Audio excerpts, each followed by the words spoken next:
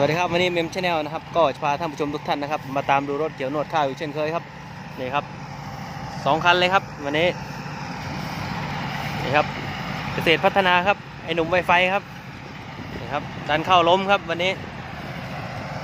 นะครับคันนั้นก็เป็นของอู่บางลี่การช่างครับนะครับดูกันเพลินๆครับสำหรับรถเกี่ยวนวดข้าวครับนี่ครับเกี่ยวพร้อมกันครับ2 คันเลยครับนี่ครับ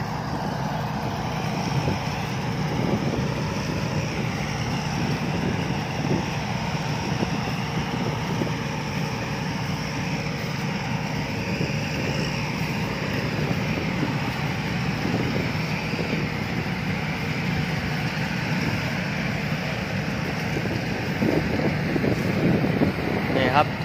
บางลี่การช่างครับนี่ครับแล้วก็เกษตรพัฒนาครับให้หนุ่มไวไฟครับนี่ครับดันเข้าล้มอยู่ครับนี่ครับเหมือนกันครับ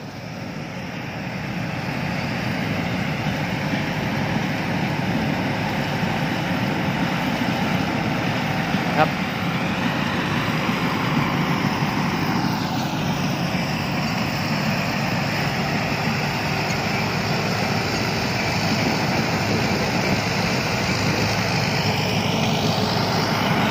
นี่ครับบางลี่ครับ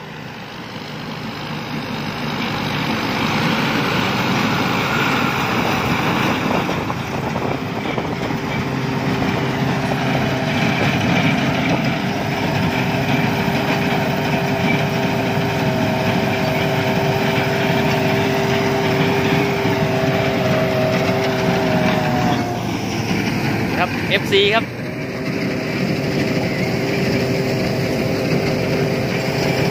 ครับ FC MM Channel ครับ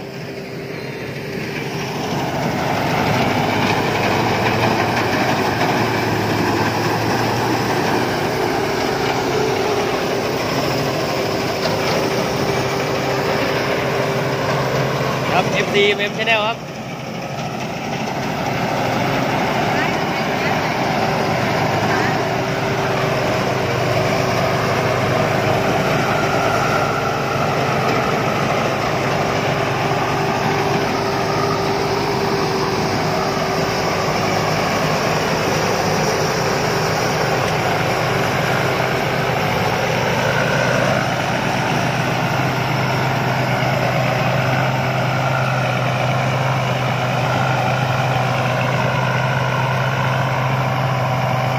นี่ครับโดนมาเฟิร์นครับ2 คันครับนี่ครับครับไอหนุ่มไวไฟกับบางลี่การช่างครับดันเข้าล้มครับวันนี้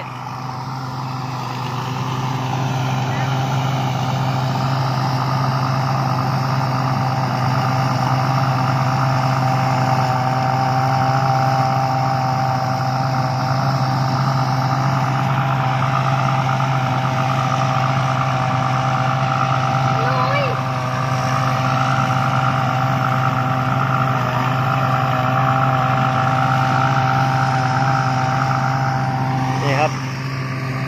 FC MM Channel ครับรอตีหนูครับครับนี่ครับดูรถเกี่ยวนวดข้าวกันเพลินๆครับคลิปนี้ก็2 คันเลยครับไอหนุ่มไวไฟครับแล้วก็บางลี่การช่างครับนี่ครับ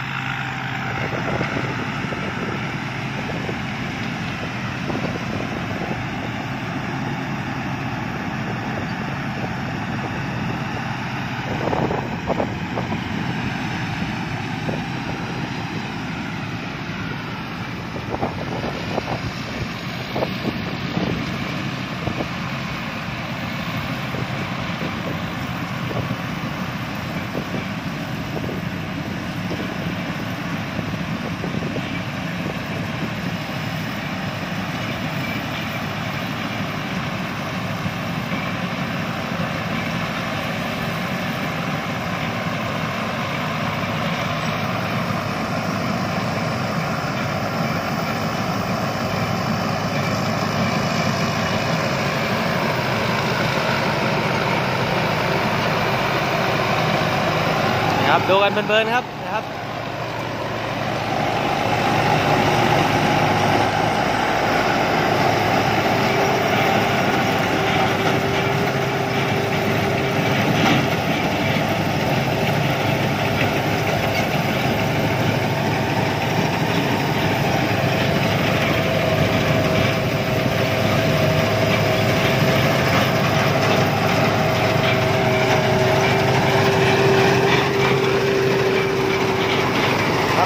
ท่านผู้ชมท่านใดนะครับที่ได้เข้ามาชมคลิปนี้นะครับอย่าลืมกดไลค์กดติดตามกดแชร์ช่อง MM Channel ของเราด้วยนะครับสำหรับคลิปนี้ก็ขอขอบคุณมากครับ